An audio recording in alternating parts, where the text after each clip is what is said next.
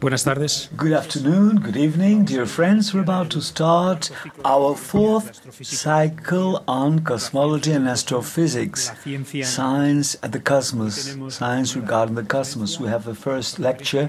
The opening lecture will be presented by Professor Willy Benz from Bern, Switzerland. He will present the recent results in the case of the Prof Rosetta. He is a full professor at Bern University and the director of the Swiss Center Planet S. It is a center for research in search for excellence where they focus their efforts in basic research. Professor Willy Benz started his career in Geneva with his PhD in '84, then postdoc work at Los Alamos and Harvard University, and full professor at Arizona and Geneva universities till 1997, when he accepted the important position he's got now. Many awards like the Milton Fund Award and the Thomas Temple Prize from the University of Harvard. Since 2007 he is member of the Max Planck Society and has been president of task forces and the most important groups of the European Space Agency. Has published more than 190 papers, more than 13,000 citations. Top expert in modeling and simulation techniques in order to understand processes that take place in many important aspects of astrophysics nowadays. He studied very different subjects like supernova explosions, binary degenerated X-rays, fragmentations of molecular clouds where the new stars are formed, and around the stars we have the planets, and the discovery of exoplanets in 1995, and his mentor Michael Mayer has been studying the diversity of exoplanets and planetary systems observed in our galaxy. They differ from our solar system. Professor Willy Benz has combined observation and modeling techniques. With observational skills, he's been involved in the development of space missions and development of instruments of ground telescopes to study objects of a solar system and to see and characterize exoplanets. He is the leader of the mission, S-type mission of the European Space Agency, S-type, that will be launched in 2017. It is the first mission of the sort, European Space Agency's first small science program mission ready for construction, characterizing exoplanets that are surrounding bright stars. He's applied hydrodynamics to the study of the essence for the formation of exoplanets and their evolution. Mainly, he studied accretion of planetesimals in order to see the formation of big planets, Earth-like planets, and one of the fundamental aspects in order to characterize the planetary systems we see in surrounding other stars is the migration of planets. The existence of giant planets close to stars is difficult to explain if you use the solar system as a model, as an example. This is why now we have de novo models trying to give a new explanation of the sort. The lecture we have the pleasure of attending today on comets and planets and his extraordinary results obtained by the probe Rosetta, a clear-cut example on how studying solar system objects can contribute to understand in a better way the formation and evolution of planets. After the introduction, the floor is to Professor Willy Benz. Professor?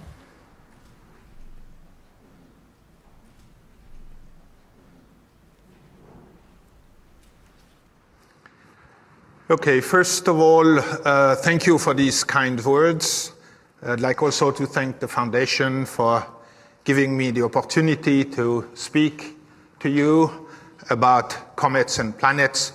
And then I apologize not being able to tell you this in Spanish, but I will do it in English. So the title of the talk is Comets and Planets. And I could not resist in showing you a picture of a comet, because these are the pictures we know comets from. This is a picture that was taken in 2009 from the Paranal Observatory in Chile. You see here the 8.5 meter telescopes, and you see here the comet that is huge over the whole southern sky. And I was there at the time, and it was really like that. It was absolutely fantastic. So, except by being beautiful in the sky, you may wonder, why comets? Why should we bother about comets? Well, there are a number of things we need to learn about comets. We would like to know their composition. We would like to know their properties, the material properties, their shape, their orbit, the families. These objects come in families. And the number statistics. Which comets come from where?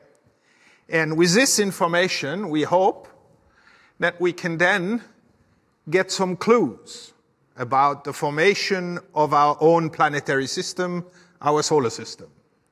Now, I work mostly on this side. I'm not the one that does make the measurements. I try to use what people provide here to get information about the formation of the solar system and planetary systems in general.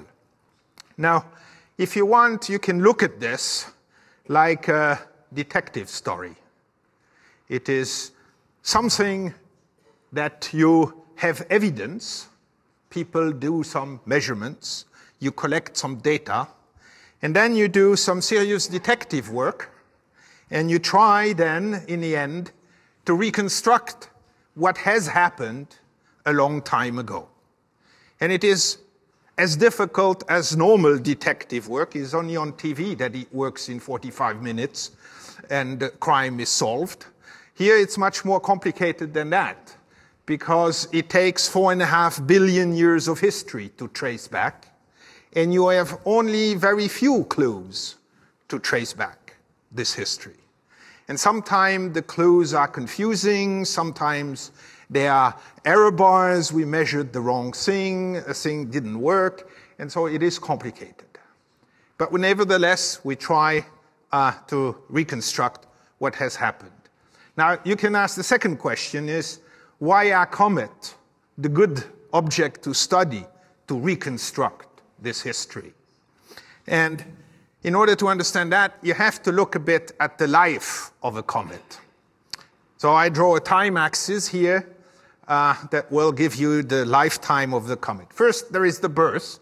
Birth of the comet happens during the very early stages of the solar system, during the first few million years, maybe out to 100 million years.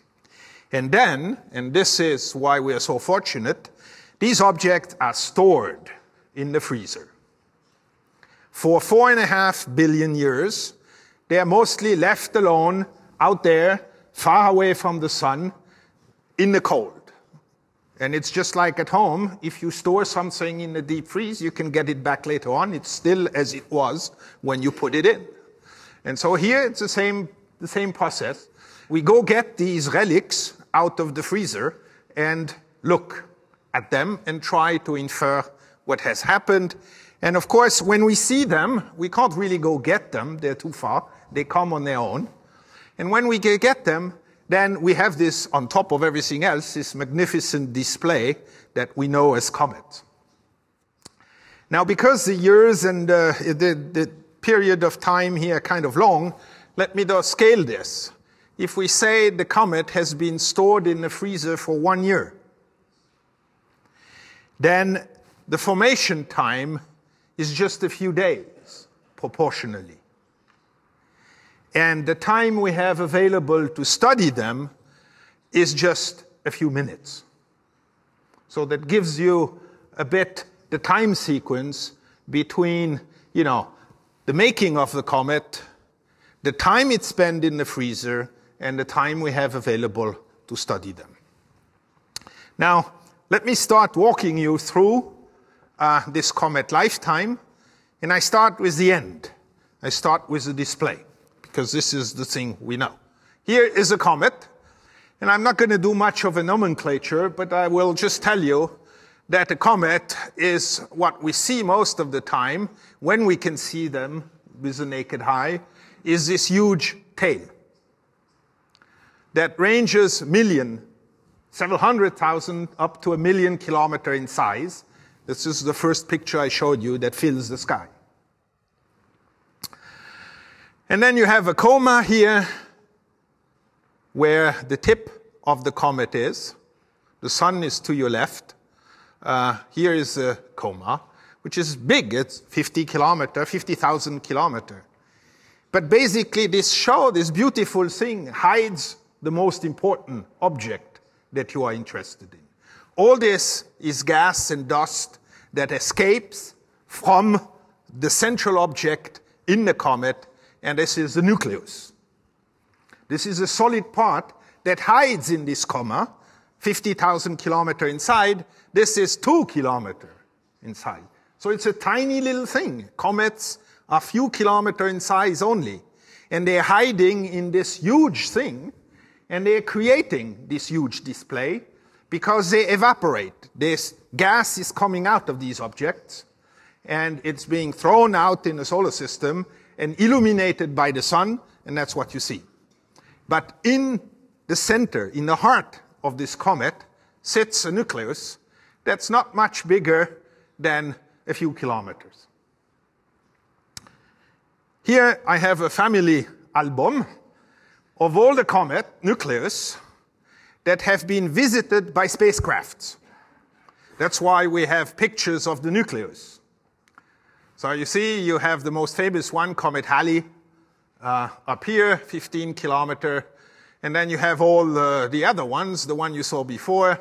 And of course, one of very famous one in these days is this very strange name comet. Nobody can remember. Churyumov-Gerasimenko, which is the name of the Rosetta comet. So here you have the family album, and as I tell you, is you first collect the evidences. And so you send your expert team to the object. In our case, it is the Rosetta spacecraft, which went to investigate the comet. And this sort of funny bird is almost like an albatross, very huge wings here, which are the solar panels, each of them being 14 meters in size. And the body of the spacecraft is just 2 by 2 by 1.8 meters in size. This is the mission. And what's absolutely fantastic about this mission, and quite unique, is if you overlay a timeline here. And you ask yourself, you look at when it happened. The idea of a rendezvous mission to a comet came in the mid-80s. It was sort of synchronous with Halley's passage that sort of triggered enthusiasm of everybody for comets.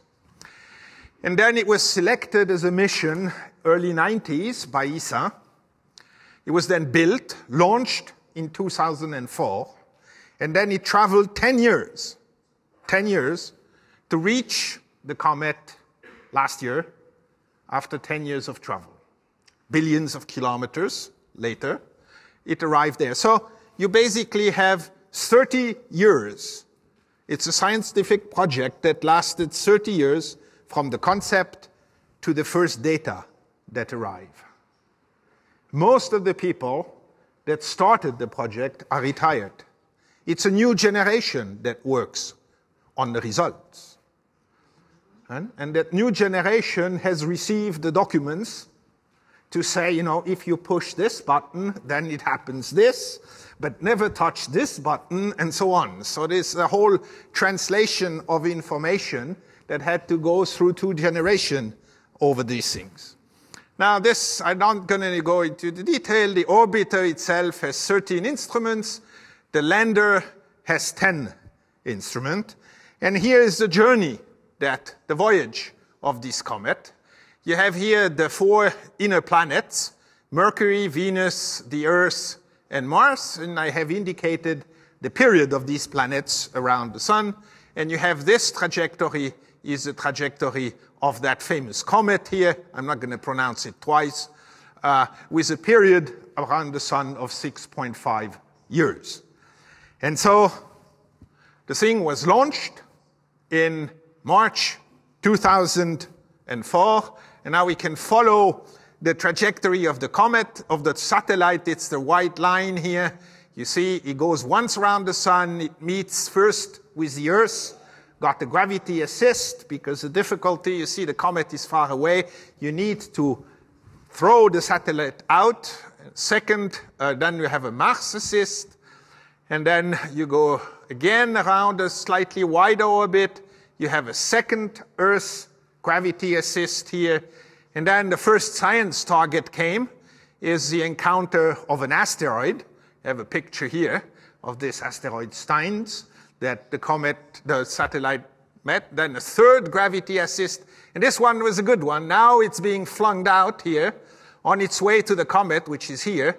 You cross another asteroid, make a pretty picture, and you continue on the thing. Now here you got into deep space hibernation because things take time out here.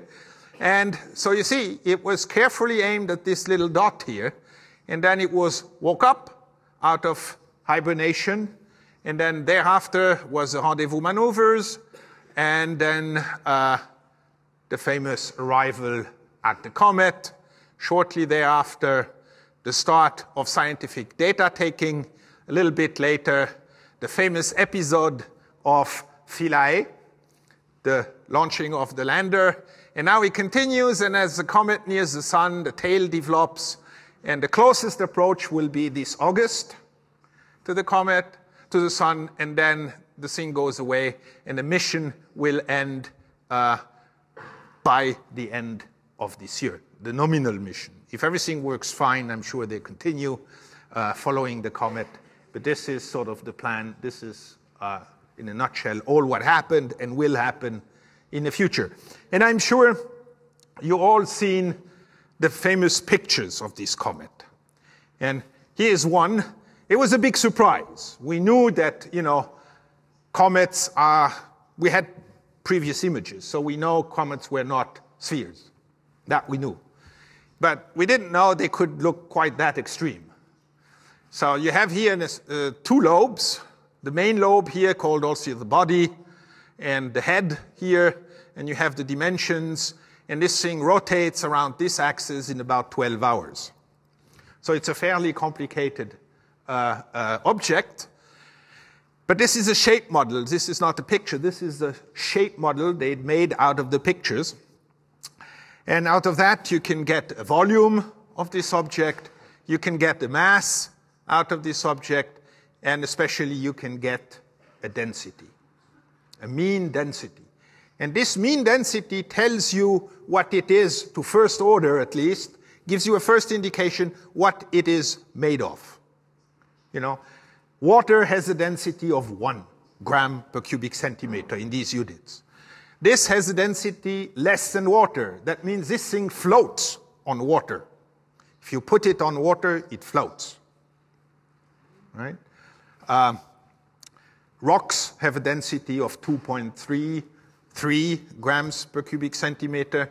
So even though it looks like a rock, it is not a rock. It is much lighter than that. It is even much lighter than ice, water ice. And so this led people to conclude that this object is more than half empty. There is a lot of voids in the comet. We don't see them because on the surface, there is a surface with dust and things, but you don't see inside. So one of the big challenges of future exploration would go to see inside these objects, to see how it looks. For the moment, we can look at the surface, but we surely would like to look inside. But from these measurements, we can already say that what we will find are holes, porosity. We don't know if these holes are big or very small. So this would tell us how these comets were made, if they were sort of brought together by big rocks or assembled from dust grains that will change the size of the holes inside. So this is one of the things we learned now about this comet. And by the way, we had this knowledge already for a number of objects in the solar system. They are asteroids. They also have very low densities, indicating they too are porous. And that again tells us stories about how these objects were built. Now then I couldn't resist by showing you pictures. You know, these are things, it's absolutely fantastic. I mean, look at the details you see here. Look at the quality of the pictures here.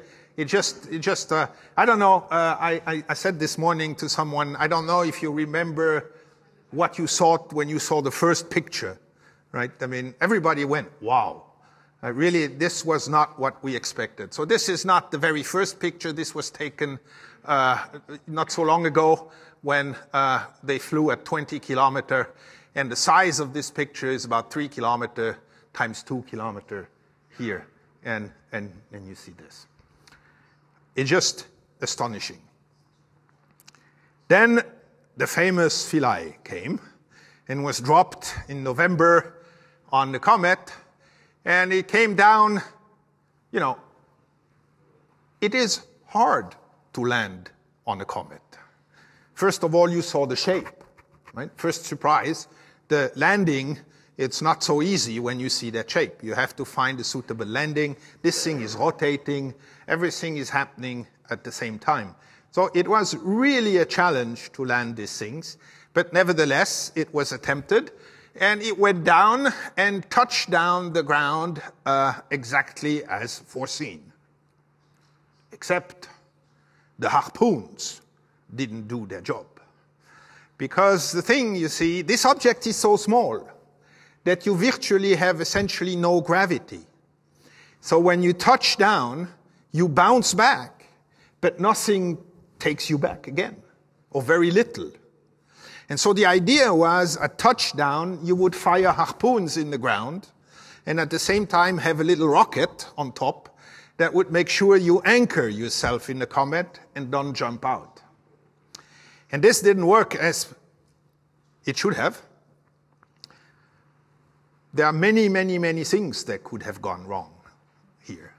And this was one little thing. And it was not even that catastrophic because the comet bounced, but it didn't, and that was the fear of everybody, bounce away back into space. Right? But that was not the case.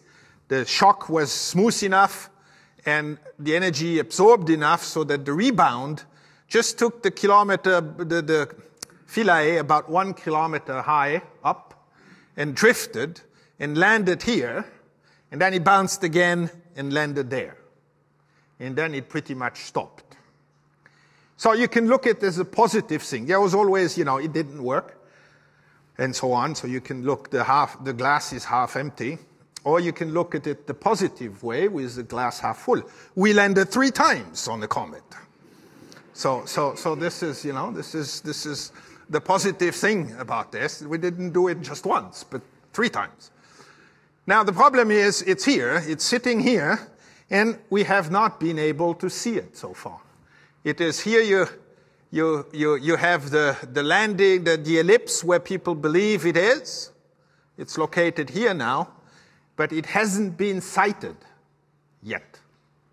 It hasn't been sighted yet, and there has been no signs, no signal coming from Philae that I know of so far.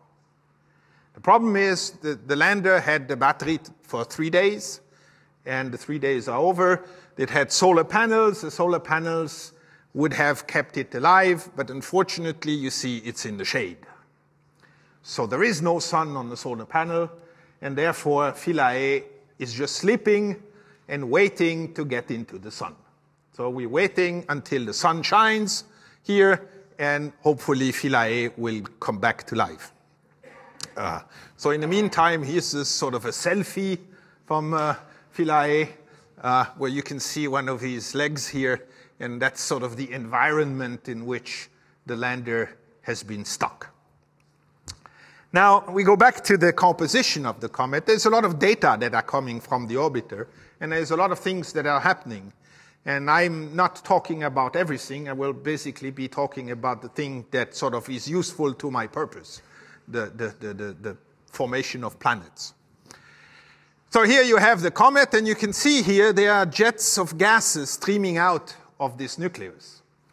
And you have the orbiter that orbits this nucleus, and on board this orbiter you have what's called mass spectrometers, which capture this gas and analyze its composition. So obviously this thing is not as good as having a lander that measures the composition on the spot, because you don't know if everything is being ejected here. You don't know the fractionation that occurs in that process. But you can at least measure a lot of things. And one thing people were always interested in knowing is the water. Is there water on these comets? And what other kind of ices there is? And so here's an example of a result that came out this year, where you have here the comet, and at each of these moments, this mass spectrometer was making measurements. And you see up here what this instrument have seen. The yellow line is water, the blue line is CO2, carbon dioxide. And you can see that the composition, or whatever the mass spectrometer measures, depends on the orientation of the comet. Here in the neck, it sees about both equal. Here there is more water than CO2, and so on. So depending which part of the comet you're looking at, you're seeing a different composition. And the conclusion of this is that the comet is heterogeneous. It's not a nice ice cream that you can buy, you know, like this, nicely mixed, smoothly mixed and homogeneous. It's sort of a bizarre structure with a lot of heterogeneity. Here again, it tells us about something about the formation of these objects. But we know there is a lot of water ice and CO2 ice. And this was, by the way, known a long time ago. This is a famous astronomer, Fred Whipple, that has invented this idea that comets are what he called dirty snowballs. So really snowballs mixed with dirt. And so his idea was you had ice and all sorts of ices, and on top you have a layer of dirt.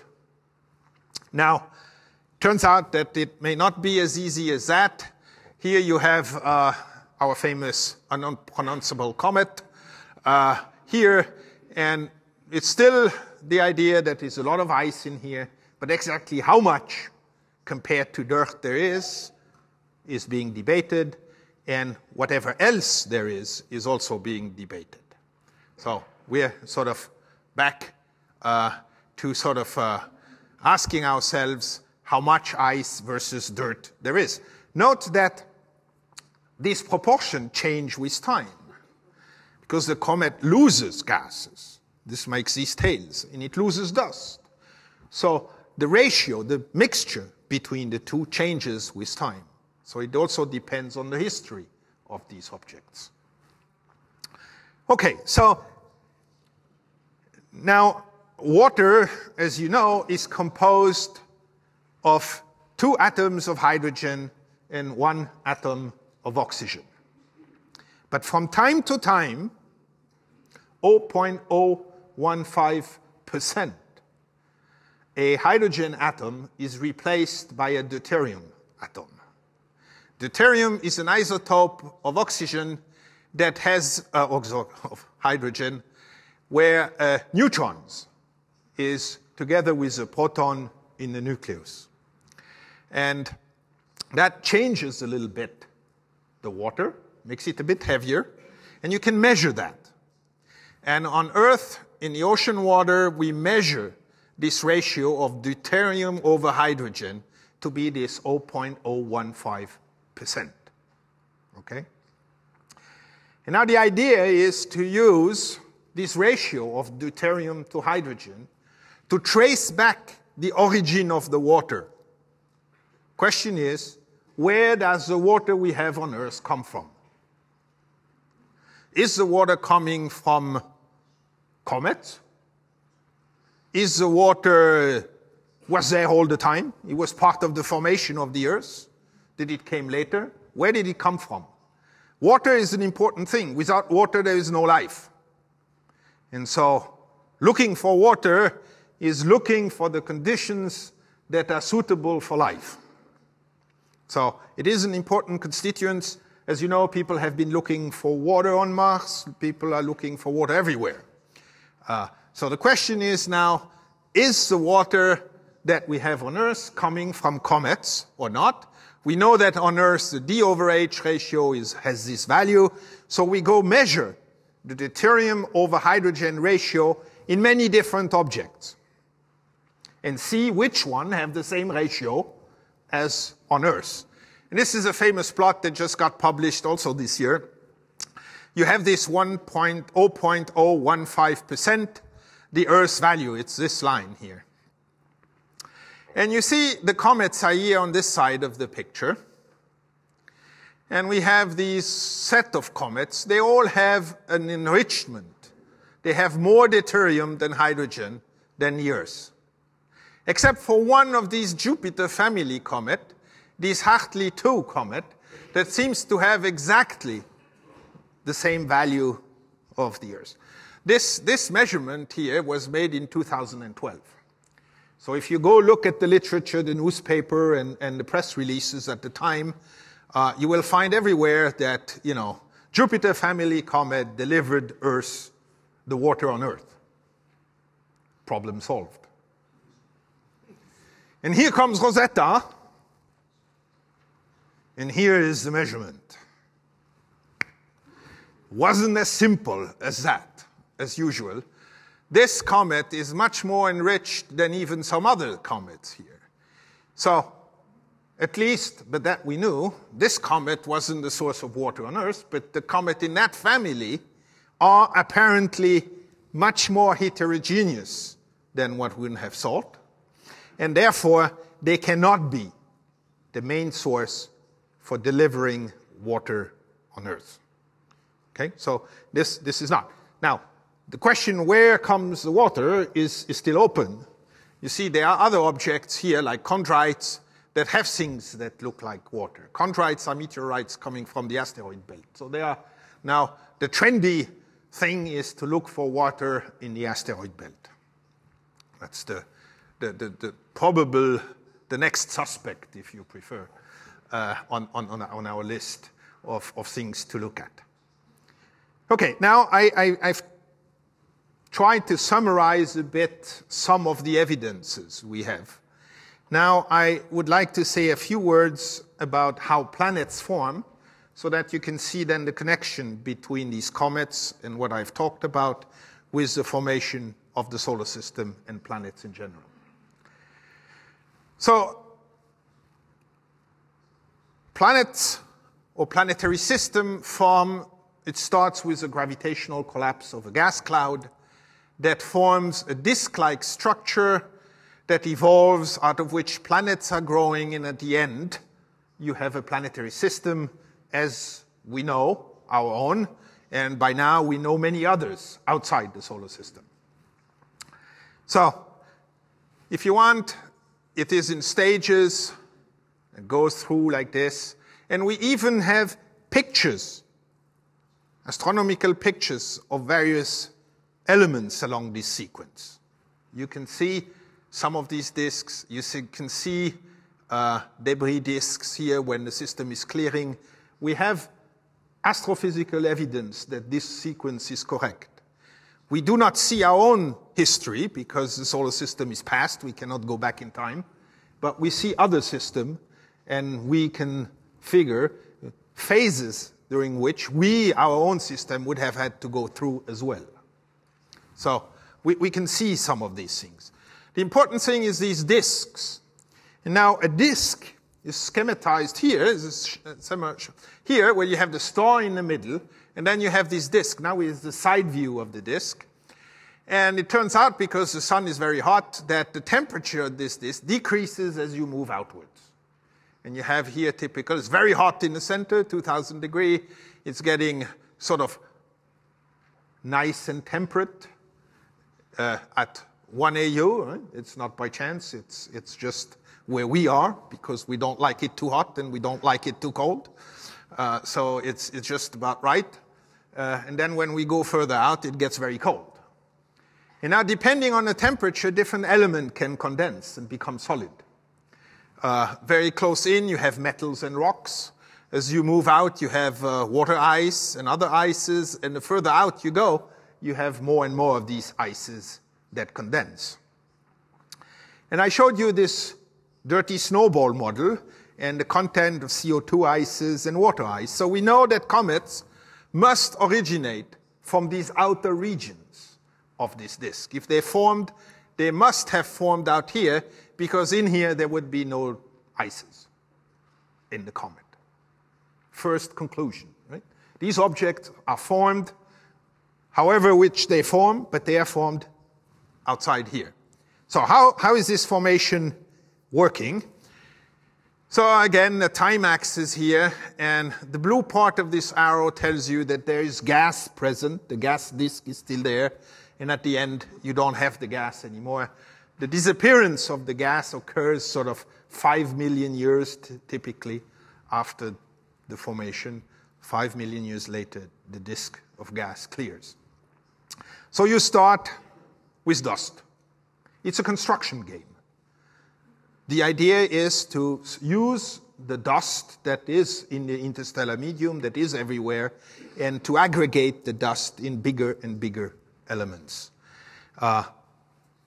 First thing are planetesimals. These are objects a few kilometers in size. These are exactly the size of comets. So somehow you take a large amount of dust grains, you make some of those. Those then aggregate to form what we call embryos. Now, there are some new theories that say these dust grains do not agglomerate to make those, but they directly become big as that. And I show you an example later on. And then these guys erode or break and create the smaller ones. You see? So if you follow the dashed line, you conclude immediately that these little objects, the comet-like objects, are either an agglomerate of dust grains, or they are fragments of bigger things. They have been once part of bigger things. Okay, so then these objects here, they are still in the gas, and they're starting interacting with the gas. There is some gravitational interaction between this body embedded in the gaseous disk. And if they are very massive, they even create gaps. You see, here is a Jupiter planet inside a disk of gas. Makes a hole in the disk. And then you form Jupiter out of that. It accretes all this gas. And building a giant planet takes roughly 10 million years. If this embryo here doesn't grow enough to become a giant planet, it remains a small one like the Earth, and that takes about 10 to the 8 years. It just sits around trying to grow but cannot. And in the end, it terminates by sort of a smallish planet like Venus, Earth, Mars, and so on. But this one was formed before, so Jupiter has enormous importance in shaping the rest of the solar system, in particular these small elements here. Let me say a few words about how you can grow these planetesimals. Again, these are these objects a few kilometers in size that are of interest to us. First of all, you need to know is that the gas and the solids don't orbit the star at the same speed. The dust and the solids go faster than the gas. And therefore, if you want an image, is you solids see wind, because they don't move with the gas. They see this wind blowing at them all the time. And as a result, they are slowed down. It's like when you bicycle, right? When you go on your bicycle and you have wind blowing against you, you slow down. Most of us slow down. There are a few champions, they don't slow down, but most of us slow down. So they get this headwind and they slow down. And if they slow down, they move inwards. And they eventually fall into the sun. And this is not good for us because they don't make planets. So how do you make the bigger things? Then you start with these dust grains. These dust grains stick together due to surface effects. We call them in the jargon van der Waals forces. But they are surface forces that make these dust grains stick. Then you get millimeter sized and you try to build them by sticking them together to meter size. Now, we don't know how that works. You can try to go in your backyard, take two rocks, 20 centimeter, bring them together, and see if they stick. Generally, they don't, right? So it is not so easy to understand how you build these objects, and we're still looking for the glue. The missing piece here is the glue that makes these smaller objects stick together. Once they're big enough, it's gravity is the glue, and gravity will hold them together. But in the meter size, it is difficult, and I don't want to dwell on the number of things. But the first thing is to concentrate these dust grains in different mechanisms. And for very small particles, you can have turbulent eddies. For intermediate-sized particles, I mean dust grains, 1 to 10 meter dust grains. Imagine a 10-meter dust grain, right? There's a particular dust grains. You can have different mechanism here, right? But you know it from own experience that dust grains followed gas motion and tend to cluster in some very special places, right? Under your bed, for example, and different things. These dust grains cluster, follow the gas. They move around with the gas and get together and cluster in these different areas. So now we can show these motions here. We have here a disk with a star in the middle, and here's a little cube that I cut out, and here's this little cube.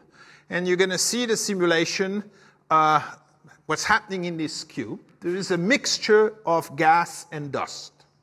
And you will see that this dust will collect itself in structures. Let's start and seeing what happens. Takes a little while until action starts here, until something happens. Let's see. Yes, now you see that it concentrates the dust. This turbulence that concentrates, it's called the streaming instability. And we experience it in our daily life when you see these things. The one, they cluster like this because you reduce friction. You reduce gas drag. And the one that are in the back here doesn't have to work as much as the poor guy in front. And that's why they change periodically to go faster than the single cyclist that gets caught up all the time when they do this. Okay? And in this area where the dust concentration has been going on, you can increase the dust concentration by a factor 100 or 1,000. You can really collect it. It's a super vacuum cleaner. You really concentrate the dust enormously, and then these entities here, this concentration of dust can form these first big objects, the first 10 kilometers or something, without having to go through this sticking meter-sized rocks together. Okay, you concentrate the dust and make the object 10 kilometers inside directly from dust concentration. And then the shape of comets, again, here it is.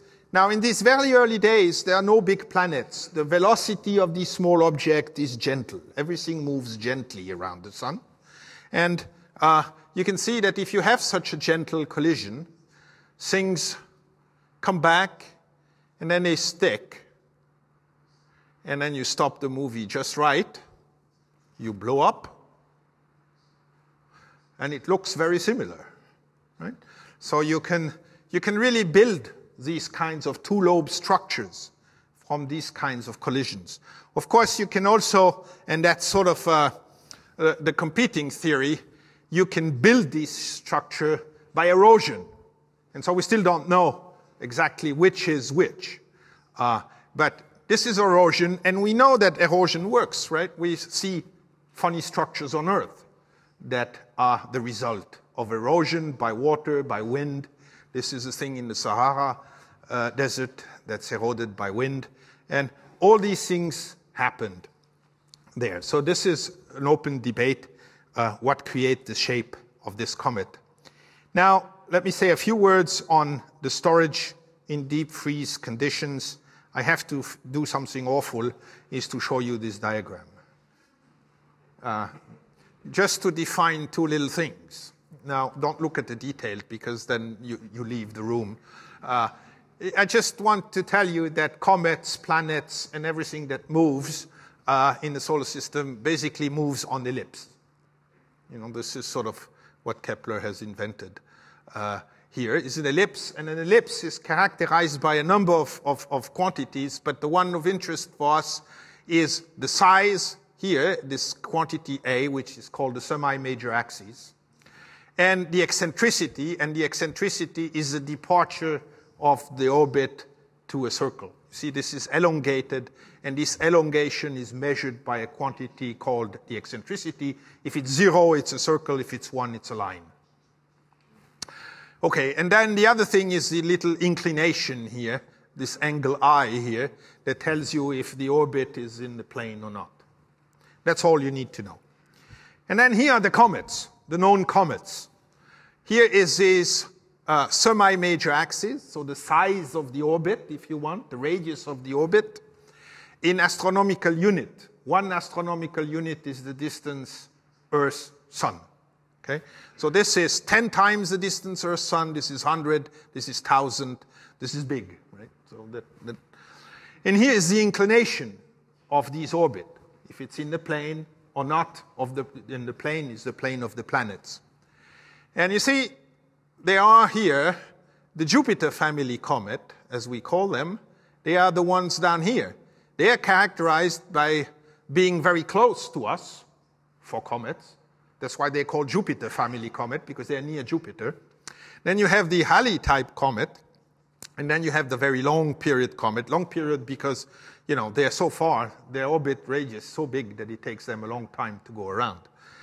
And what you can see is just simply a huge difference in inclination. These Jupiter family comets tend to have small inclination, and everything else has very big inclination. By the way, our good old comet here, 67 CG, is one of the Jupiter family comet, and is down here in that corner. Now, these here, this line here with all the dots, are all the comets that have period longer than that. And that was already noticed in 1950 by Jan Oort, who noticed that the comet peak at very big Semimajor Axis. And out of that, he deduced that there must exist a comet reservoir far away, and that reservoir is now called the Oort cloud. Okay, so out of a little curve drawn by hand at the time here, you know, he got very famous. He did many famous things, I must say.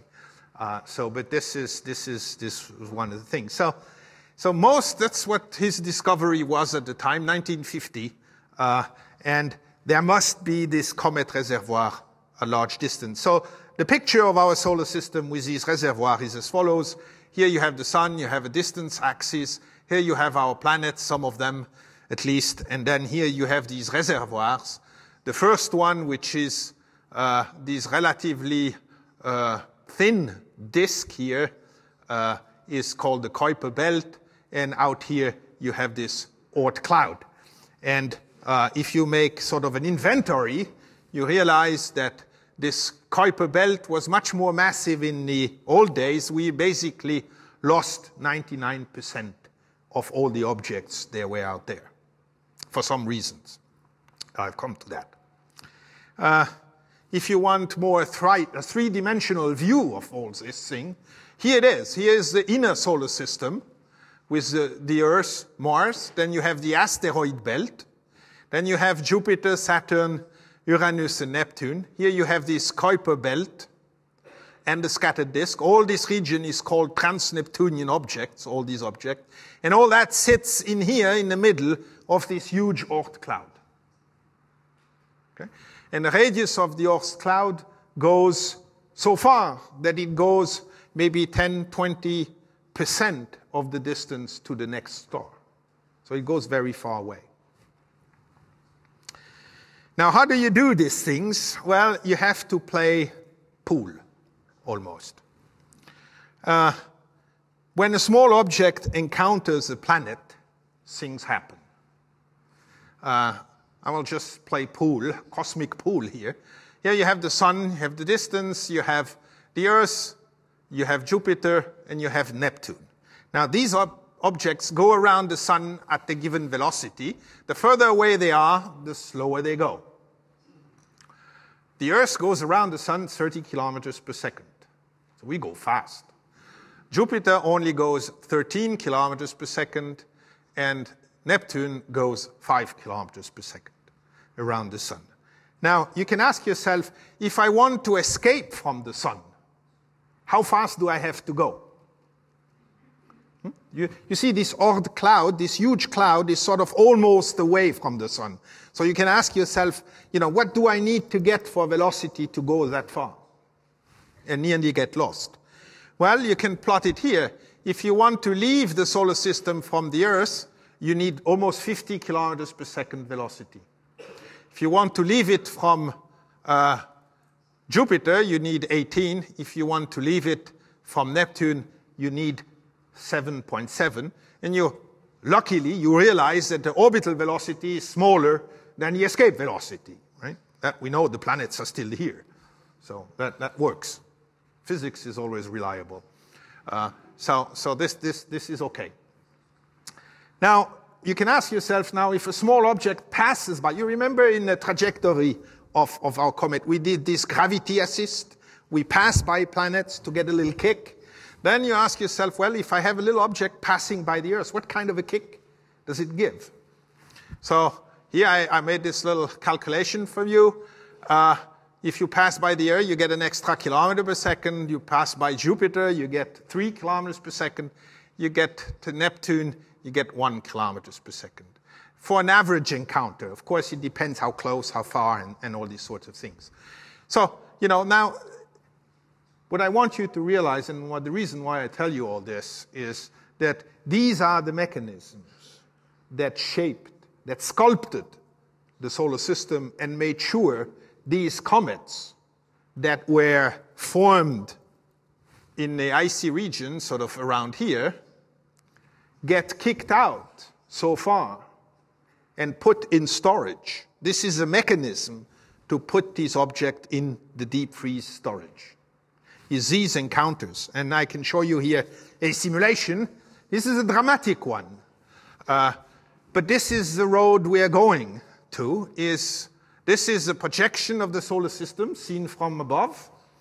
You have here the orbits of some of the major planets, in red Jupiter, in white Saturn, in blue Neptune, in purple Uranus. And you have the dimensions here, and the green stuff are little objects, cometesimals, little objects that orbit the sun. Now, for you who know your story, you will have realized this is not the correct solar system. In the real solar system, Neptune is further out than Uranus. And the orbit of Neptune and Uranus are much further out than they are here. So this is a very different solar system. But this is the solar system we think was there at the beginning to explain this comet business, this comet reservoirs, this Oort cloud, this Kuiper belt, and all this delivery into deep freeze. Because if you do it with the solar system we have today, it doesn't work. So you're looking up for another solar system that makes the thing work. And this is part of this detective story. And this is a thing, so now we can let it go. Things will start moving. And you have time running on top here, you see, in millions of years. So we're up already 100 million years gone by. And, things do what they are supposed to do. They go around the sun. And they go, and nothing much happens. The orbits of the planet wobble a little bit, so you think, it could be unstable, but it is not. It works fine. And then you would be tempted to turn off the computer and say, well, No. But then by chance, it's a weekend and you forget to turn it off. And this thing runs during the weekend. And then now you will see when you get to 880 million years what happens. Boom. The thing literally explodes because Jupiter and Saturn have crossed a resonance, a 1-to-2 resonance. And this has created havoc in the solar system. It has destroyed most of these asteroids or Kuiper belt objects or comets you had out here and thrown them out at large distances, some of them inside the solar system even. And it has, notice now, the planets are in the right order. Neptune is the one further out, and Uranus is inside the orbit of Neptune, and the distances are correct. Now Neptune is around 30 astronomical unit. So the thing you need to sculpt these comet reservoirs, and you need some event like this. And this event, by the way, does for you a lot more. This is a good thing. You know, you buy one and you get many. It ejects the Kuiper belt. It explains the late heavy bombardment, why we do have so many craters on the moon. The Trojan satellites, the resonance, and many other things that I don't want to go into the detail. But these are the key elements that this model explains. This model was proposed in 2005 by a set of 3 papers from people coming from Nice Observatory in France. And that's why it's called the Nice model.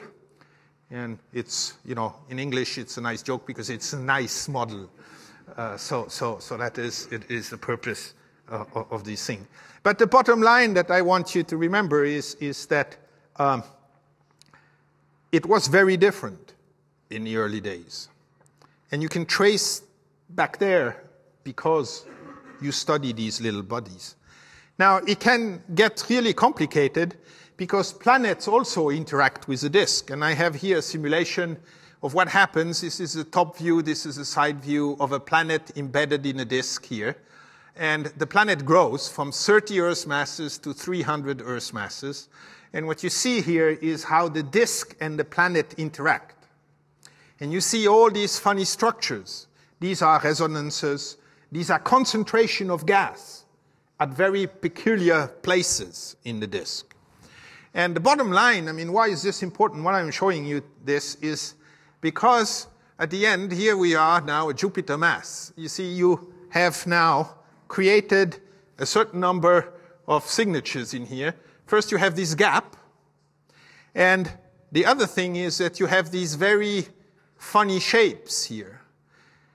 Now, I said this is a concentration of gas.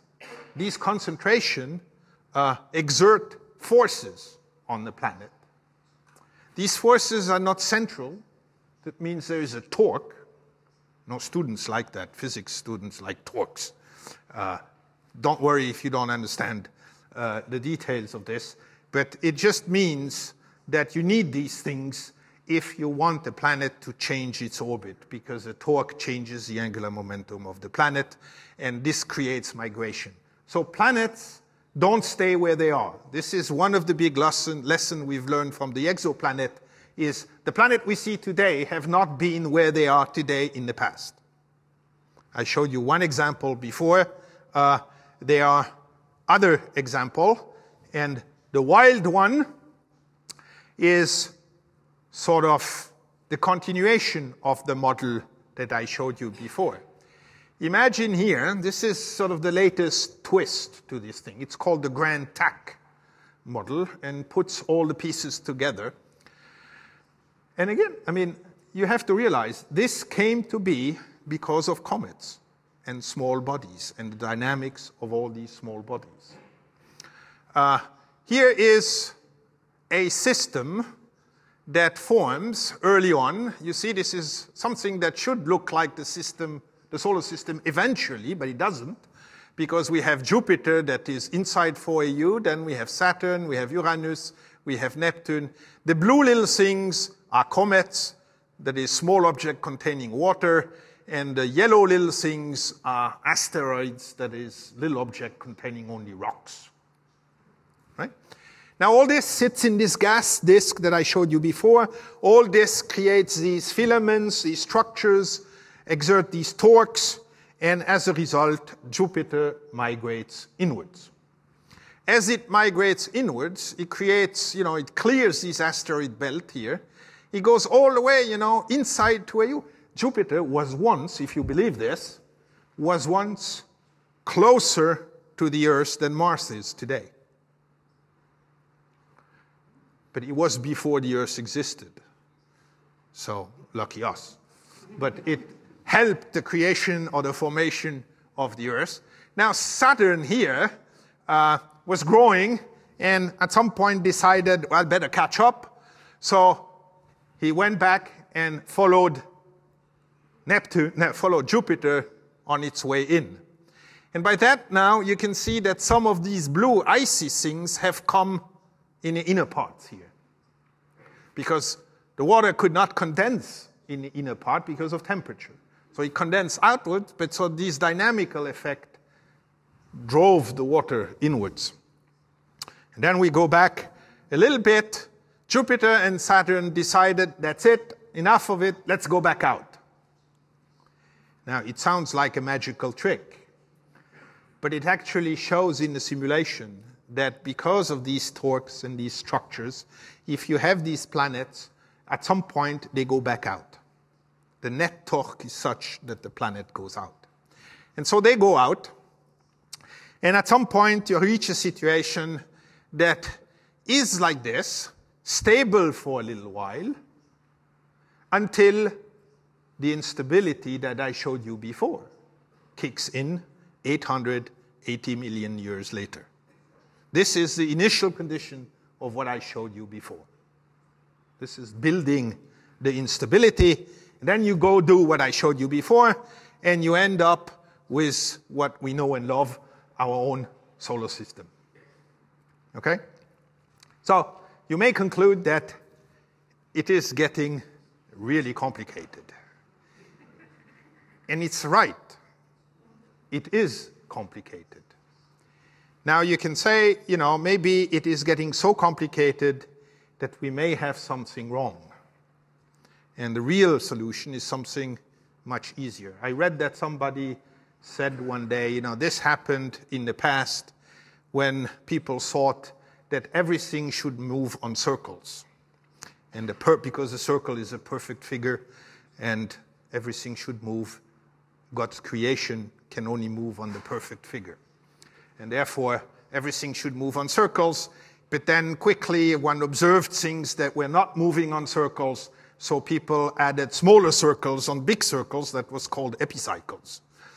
And they started adding those, and it was getting really complicated until Kepler came and said, it's all ellipse, guys. And then it was just one figure, and everything was clear, and then came Newton and explained why it was ellipses. And so that was it, right? So maybe we're on the wrong track. I don't know. That's why we study these objects, and that's why the story is not over, and that's why detective work doesn't finish in 3/4 of an hour like on TV, right? So I'd like to conclude with a few comments here. Comets are small in size, but they are important tracers of what happened in the past in the solar system. And they give us really good clues of what things, because they have been stored in this deep freeze and haven't changed for so long. The funny thing is, without comets, there wouldn't be planets, and without the planets, we wouldn't see comets. So there is a close link to these two, and that's why I chose this title for this talk, because the two wouldn't go without each other, which is kind of funny, because a thing like Jupiter, the size of Jupiter, it's not necessarily related with a small core of a comet of a few kilometers inside. What we've learned from the statistics and the dynamics and the characteristics of comets is that the formation time of our solar system was quite violent. There was a lot of things, a lot of dramatic dynamical events that happened in those days. And, this is what we try to learn. And the comets end their life for our pleasure in a final big grandiose display, and Rosetta was a key actor in trying to get most out of this display. Thank you for your attention.